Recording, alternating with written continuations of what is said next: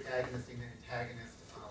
The muscle relaxants was going to be discussed in a week or two, and I'm going to squeeze it in for the lectures that were scheduled for today, this CDX lecture. If you look at muscle relaxants, there's different kind of muscle relaxants. There's some that work on the neuromuscular junction and they paralyze people, and there are other muscle relaxants like Valium and baclofen and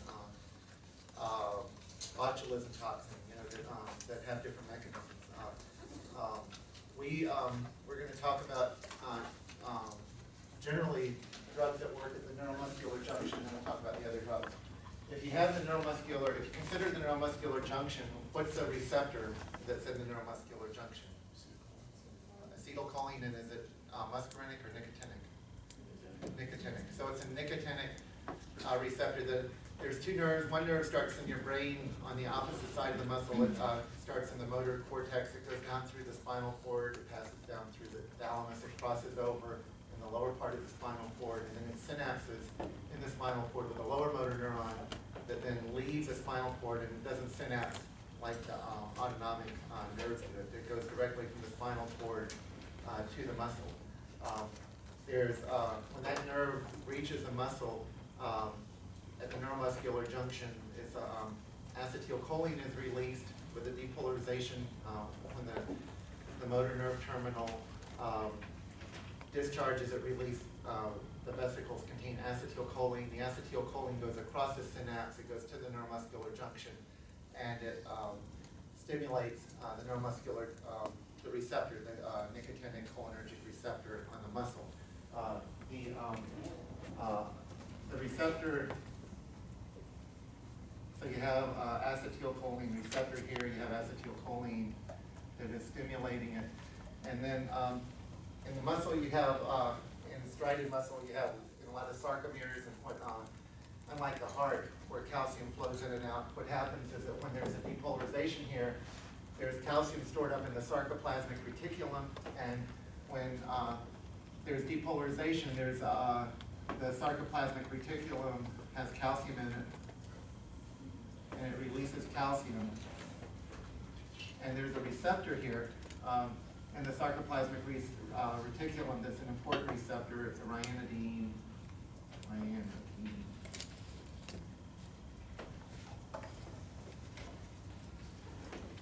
receptor. And this ryanodine receptor with the depolarization is involved with the sarcoplasmic reticulum releasing calcium, and then you get muscle contraction occurring.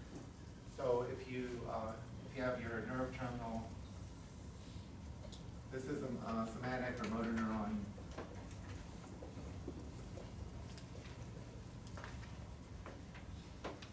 You can block this process in different ways.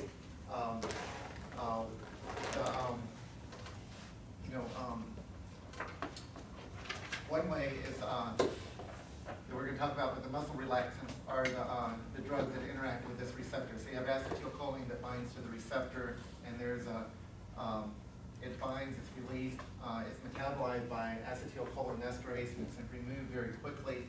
And every time it interacts, there's a series of receptors. They cause a depolarization, which leads to calcium released and muscles contracting.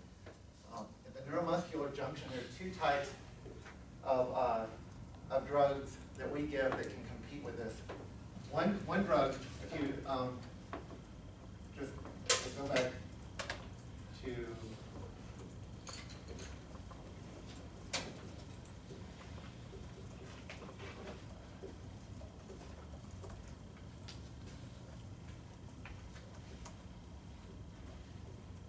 what is this? Remember what this is, the structure of this? This is last week, acetylcholine, and it's positively charged. And it's broken down by, right here, by hydrolysis, by acetylcholinesterase. If you take two of these molecules,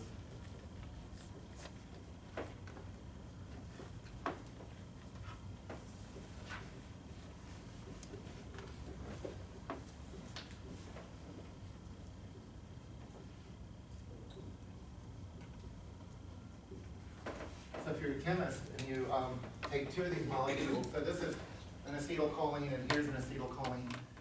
Acetate is a 2-carbon acid here. If you join these two molecules together by a bridge here, this is succinic acid here, and you can call this, there's 2 cholines, so it could be a dicholine, and this compound right here is succinyl dicholine, which we just all call succinylcholine.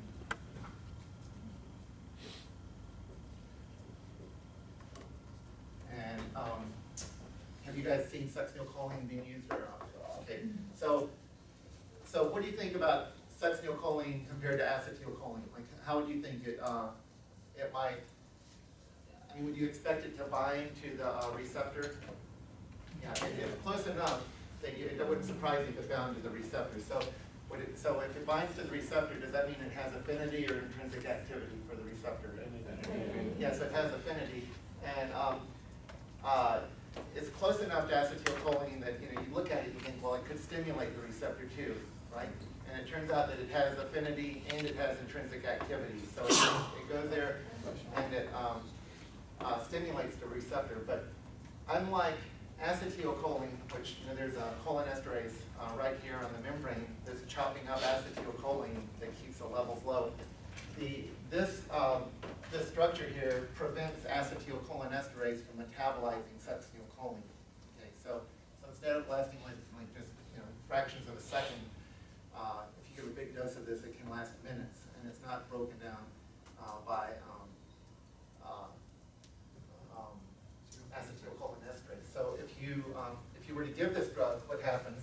If you give succinylcholine, it binds to the receptor, and then there's really nothing taking it away. It can bind, it's not metabolized, and it has affinity to attract to the receptor. It has intrinsic activity to cause a depolarization, but then it doesn't go anywhere. It just binds to the receptor and it stays there. And so if you were to give succinylcholine, the first time it would stimulate the muscle, you'd see the muscle twitch or contract, and then after that, it's bound there, and you'd see no more muscle contractions. You'd have paralysis. So you'd have depolarization from the intrinsic activity followed by paralysis because subsequent depolarizations are blocked from occurring. Okay? So this is called a depolarizing muscle relaxant. There's several of them. The only one we're going to talk about is succinylcholine. It is really closely related to acetylcholine. It's basically 2 acetylcholine molecules that are joined together. It has intrinsic activity and affinity. It binds, but once it binds, it doesn't leave the neuromuscular junction or the receptor. It just stays there. So you get one contraction and then no more contraction, so you get paralysis. Okay. So who's seen succinylcholine given to patients? So what happens when you give it? Twitch. Yeah, all the muscles contract and then they're paralyzed, right? So that contraction is the intrinsic activity, but subsequent contractions just don't occur. So if you give it the second time, you have paralysis? Well, after the first time you give it, it's there. It's occupying the receptor, and it's not going to allow it to depolarize again. So, yeah. And unlike acetylcholine, that lasts just fractions of a second, succinylcholine, if you give it, can last like 5 or 8 minutes. It can last a few minutes. Now, even though it's not broken down by acetylcholinesterase, it's broken down by pseudocholinesterase. So I'm going to put some things about pseudocholinesterase.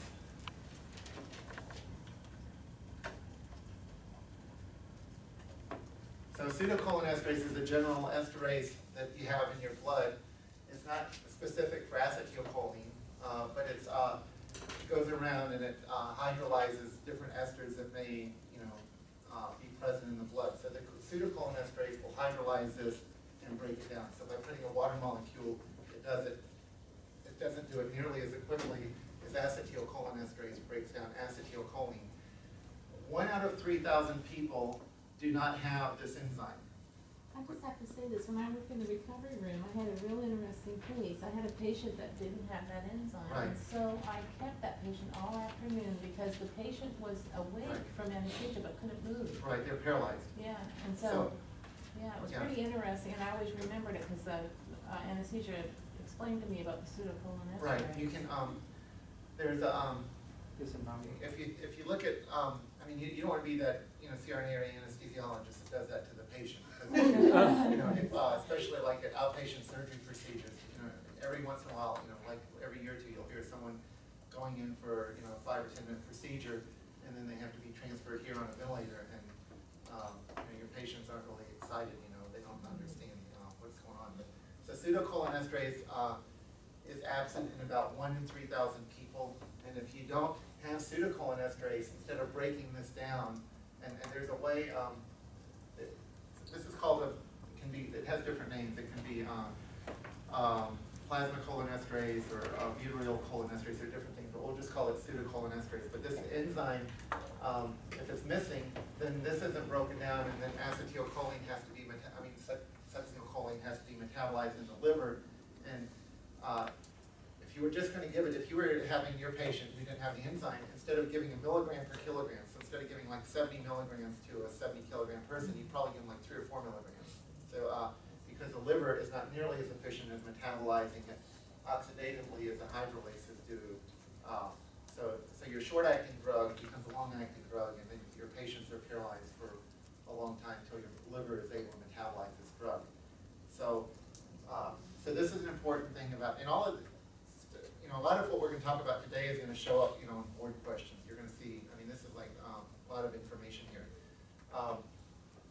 So this is depolarizing.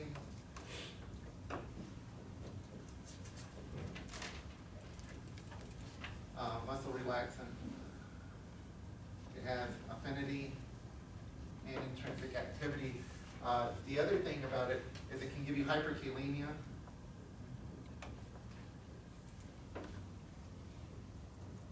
If all your muscles contract, your potassium can go extracellular, and then when potassium goes up, you can have hyperkalemia. Normally it just goes up a little bit and it's not a problem. There's some people in whom it can be a problem.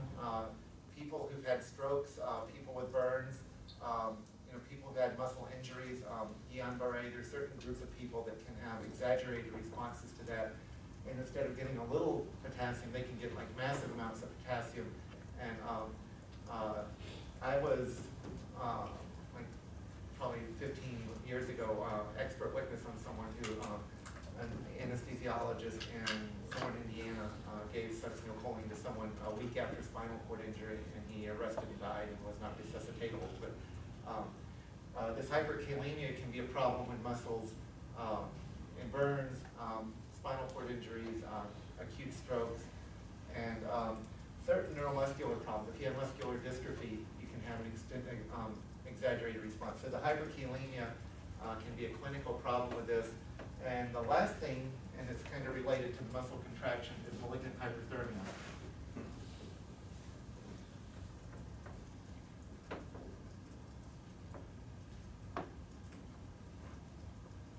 There's 2 kinds of drugs that will trigger, that we give, that can trigger MH. Okay, one is depolarizing muscle relaxants. So basically the only one we have is succinylcholine. And the others are the volatile.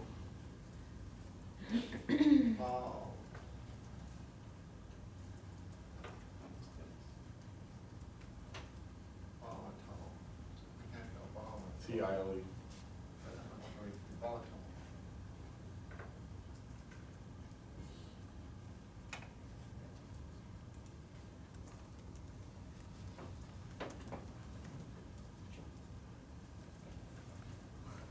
So the volatile inhalational anesthetics can trigger malignant hyperthermia. So if you have someone who has a MH or family history of MH, you avoid succinylcholine, and you also avoid volatile agents. So the volatile drugs are all the gases except nitrous oxide. Nitrous oxide is in xenon, but basically that's experimental. But all the gases, fluorine, isoflurane, desflurane, sevoflurane, halothane, danflurane, any methoxyflurane, any ether, any gas, anesthetic you have to avoid. If someone comes in with MH, either history of MH or family history, you give them an intravenous anesthetic consisting of other types of muscle relaxants. You can give the non-depolarizing muscle relaxant, and you avoid the gases.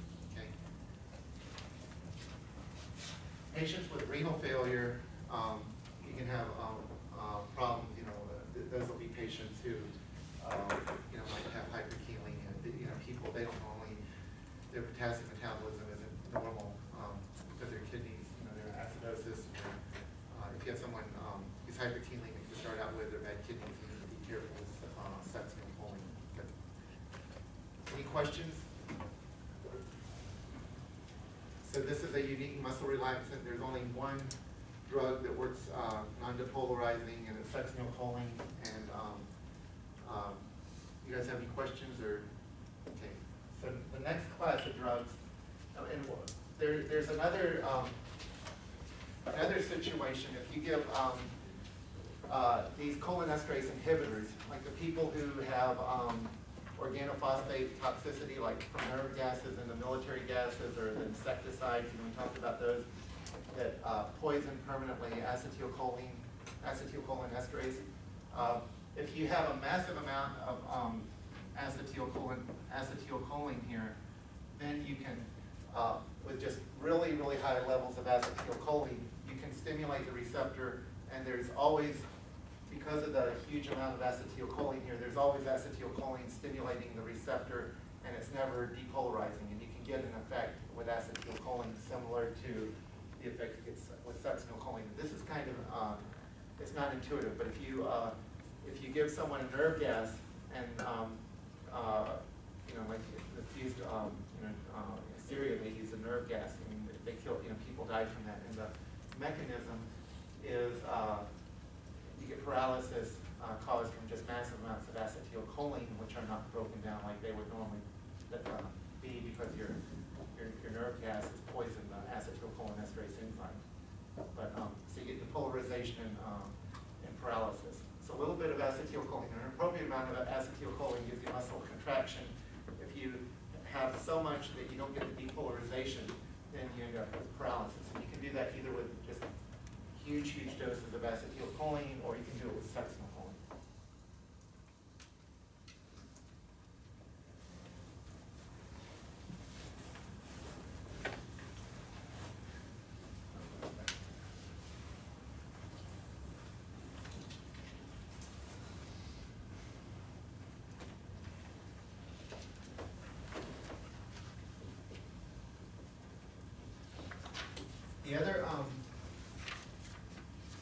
The other types of muscle relaxants have affinity but no intrinsic activity. So what does that mean?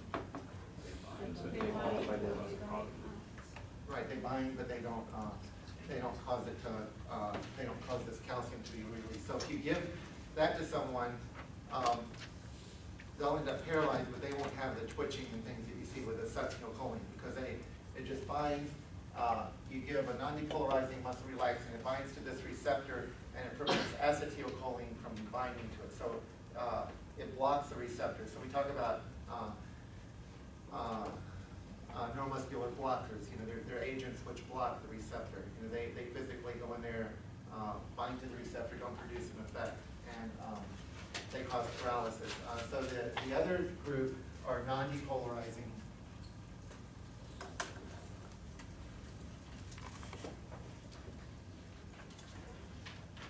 Neuromuscular blockers, NMDs. There's two kinds of neuromuscular blockers. We're not going to talk a lot about this. It's going to be pretty general, but there's one group that's called aminosteroids.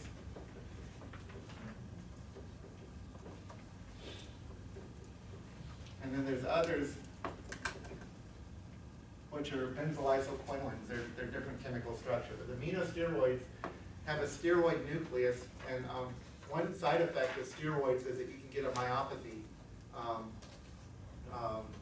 There's if you have someone paralyzed for long term, if you give them a muscle relaxant short term, there's really no if you give someone muscle relaxant for an hour or two, they're not gonna, have any long-term effects. But if you have someone in the unit and you give someone an infusion of an amino steroid type muscle relaxant, you can actually, have toxicity and myopathy. So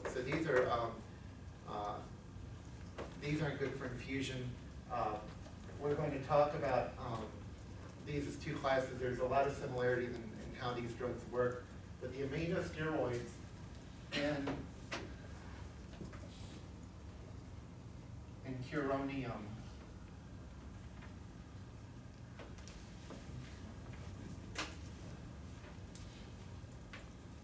and the ones that are important are vecuronium, rocuronium, pancuronium.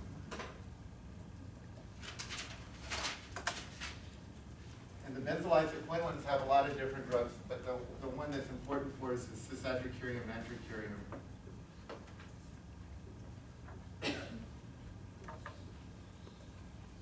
So this is, these often will end with curium and these are curonium, okay? So when you look at non-depolarizing muscle relaxants, you can group them according to their structure if they're either aminosteroids or if they're not. And the aminosteroids are vecuronium, rocuronium, pancuronium. There's cisatracurium, pipircuronium is aminosteroids. There's a lot of drugs that we don't use too much, but these are the drugs that we have available that we use. You need to know, is a non-depolarizing muscle relaxant an aminosteroid or is it not? Cisatracurium is what? The other name for it? Nimbex. And vecuronium, rocuronium is Zimuron, Norcuron, and Pavulon are the other names for those. What separates the non-depolarizing, you have all this? Okay. What separates these drugs are the pharmacokinetics.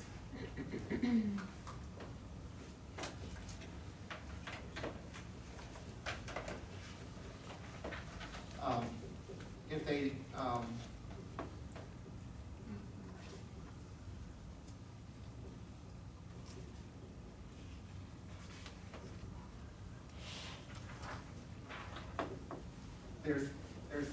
there's several things that will differentiate clinically the muscle relaxants. One is, do they cause any problem with histamine release or not? Another is, do they have any anticholinergic properties? And the last is their pharmacokinetics. How quickly do they move throughout the body? How fast do they work? How fast do they wear off? How are they metabolized?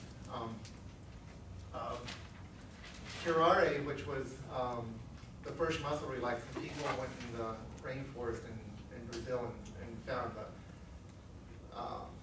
the natives there who were hunting monkeys with a poison arrow dart they got from the venom from tree frogs. They got this toxin, and they isolated that, and the first muscle relaxant was D-tubocurare, which is curare, and that was around for a long time. Curare had a lot of histamine release that would give you vasodilation.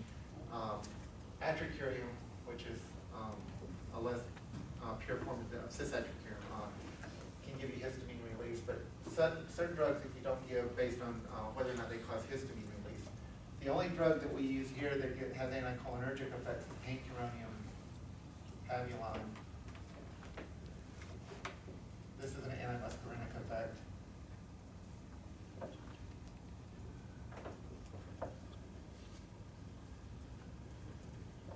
So if you give pancuronium to someone, what's going to happen to their heart rate?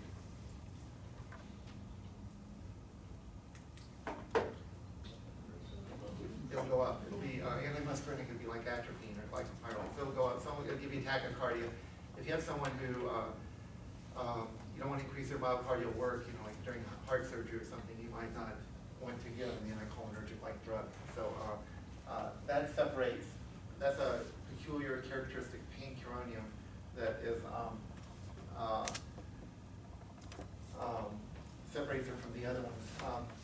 Not many will give you histamine. Some are really clean drugs, like rocuronium and vecuronium are very clean, and they have minimal histamine releasing and hemodynamic effects. So if you have to give it to someone who's really like a critically ill person, you'll get minimal effects hemodynamically from your drug. So the rocuronium and vecuronium are very clean drugs.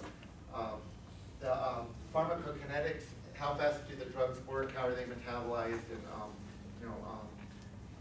how fast do they wear off. Pancuronium is a long-acting.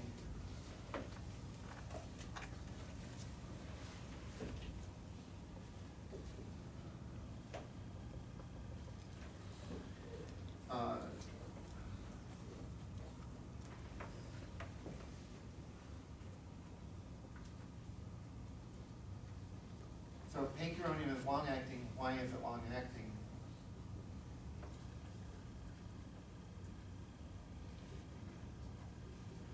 If it's long-acting, it has to be due to two things. What? On the receptor, it binds. If it's long-acting, it either has to be, it has a low clearance or a high volume of distribution. Okay, so the thing with pancuronium is it's only cleared by the kidney, so it has renal clearance and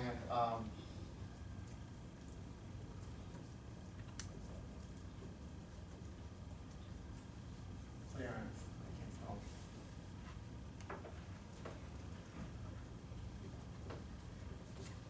Last week I had taken first call the night before, and I slept like 2 hours before I came to the class, and then when I got home, I don't remember going to sleep at home. I'm just thinking, I hate to think of what I was doing, but I take my call on Tuesday so I can get a short day here. Last night we had I slept like 3 hours, but I'm still on more than last week. We did 8 C-sections and Winter Park 6 deliveries, and like it was a busy night until like 3:30.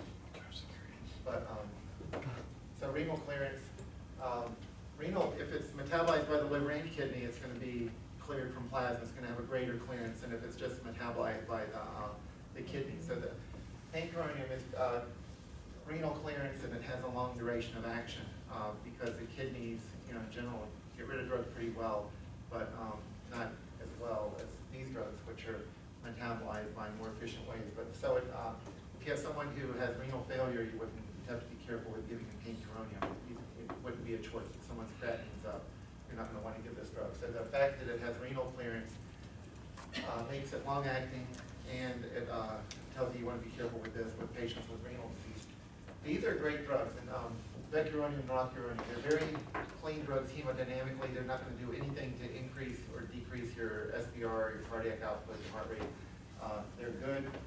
The only problem with them is that if you give them for a long time, you can end up with some side effects because they're aminosteroid drugs, and they can give you myopathy and some other problems with long-term infusions. So we use these all the time in the OR.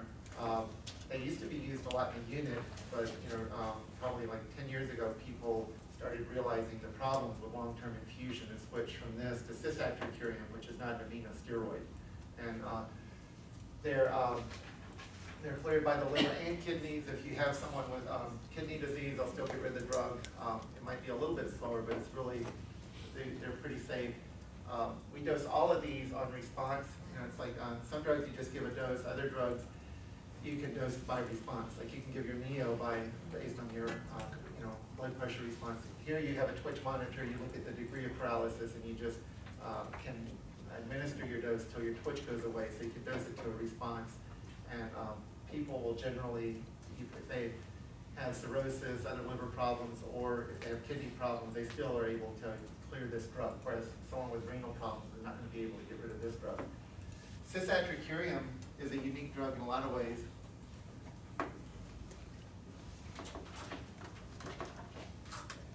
It has spontaneous metabolism. If you change the pH at which it occurs, it starts breaking down by itself. It's something called Hoffman elimination. So what's good about that is that if you have someone with multi-system organ problems, you don't have to worry about their liver or their kidneys metabolizing the drug. It's going to be very predictable effect, good for critically ill people, and because it's not an aminosteroid, you can give it by an infusion. So its clearance is greater than this because it's metabolized by itself, so it's a shorter duration action drug. Shorter, not very short, but shorter than these, and that's due to the clearance being so high. It's you change your pH, you put it in either IV solution that has a different pH or put in the blood, and it just starts breaking down by itself. So it's good. It's extremely good for people with multi-organ, failure. It's good for people who need long-term infusion because it's not an aminosteroid. Any questions about this? So when you say you change the pH, so. Yeah, if there's something called Hoffman elimination, there's a proton can cause it to come back and break a bond that splits the drug apart. It's not, it's a pH dependent reaction that, you don't know the specifics about. Okay. But isn't the Hoffman elimination not only pH, but it's also based on temperature? Yeah, temperature. All reactions are based on temperature, so I'm assuming like your patients, not at room temperature.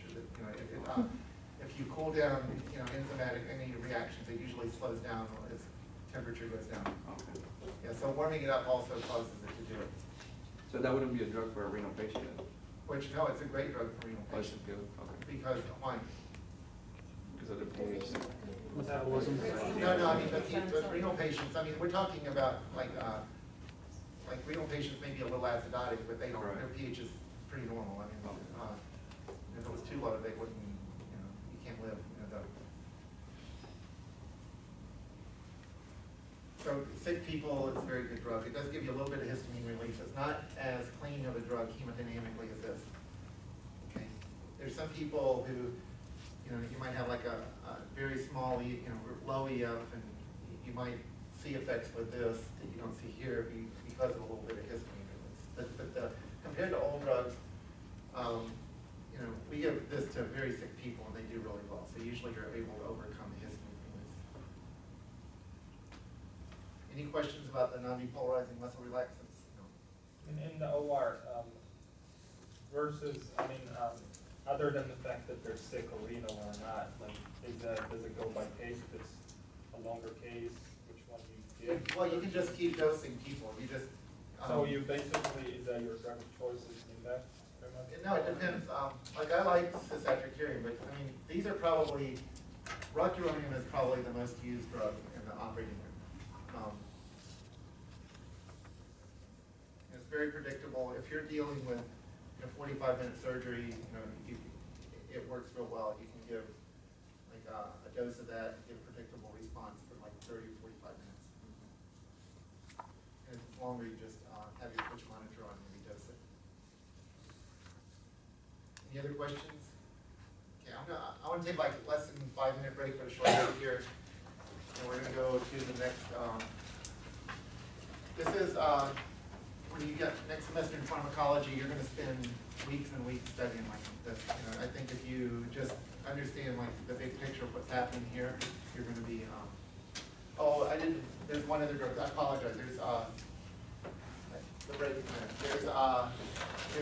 there's some others, so these are the drugs that work at the neuromuscular junction. There's certain drugs that work, I have a hand up for this.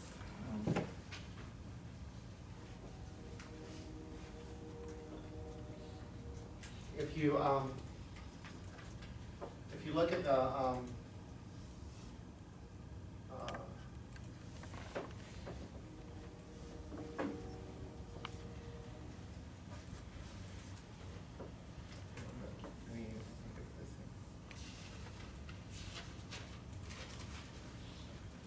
this is your spinal cord in the brain. This is the lower motor neuron.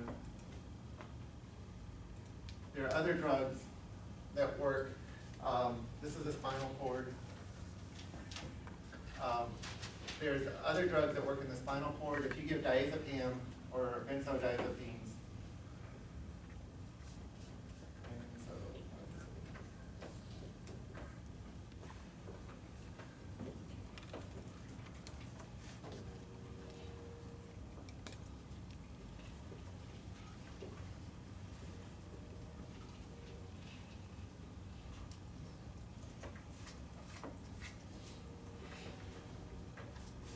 so baclofen works. So you have the upper motor neuron starts in the motor cortex, goes down, switches sides, comes down, synapses, and right before it leaves the spinal cord, it synapses and leaves. And there's synapse here. Baclofen, these drugs work on GABA. GABA is gamma-aminobutyric acid, and it's an inhibitory neurotransmitter. Baclofen works presynaptically here to enhance the effects of GABA, and benzodiazepines like Valium work pre and postsynaptically to if you have back pain, some people will get baclofen if they're spastic. You can reduce spasticity. If you have back pain, you can give lorazepam, which is a benzodiazepine, or diazepam, and it has muscle relaxing effects. And those muscle relaxing effects occur from pre and postsynaptic effects of benzos on at this synapse here. The baclofen works presynaptically. Both of these enhance GABA. Okay. What happens with botulism toxin? If you give botulism to someone, Botox. Yeah, there's Clostridium, what is it, botulinum, that makes both botulinum toxin. And that, what it does is,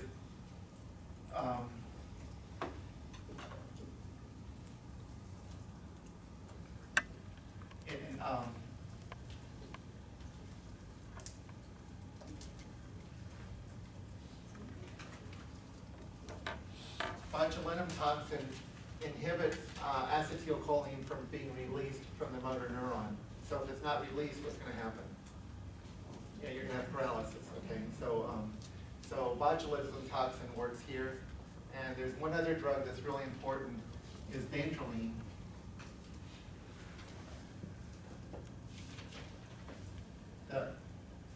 This is a very key drug. Dantrolene is like the antidote for malignant hyperthermia. And the way it works is that on the ryanodine receptor, dantrolene works intracellular here to block the release of calcium from the sarcoplasmic reticulum. Okay, so all you need to know about dantrolene, it can be used to treat spasticity, just like baclofen can be used to treat spasticity. If you wanted to block the effects of, block the actions of block muscle contraction, you can do it up in the brain. Someone has a stroke, you can do it by drugs that modulate this synapse right here, baclofen and benzodiazepines. You can do it by botulism toxin, which inhibits the release of acetylcholine here. You can do it at the neuromuscular junction by giving a competitive or depolarizing muscle relaxant. And you can do it inside the cell with dantrolene, which will inhibit the release of calcium, and it gives you less muscle contraction. Okay, so these are important drugs. Baclofen, benzos, diazepam, Valium is a prototype for that, and then botulism toxin, botulinum toxin.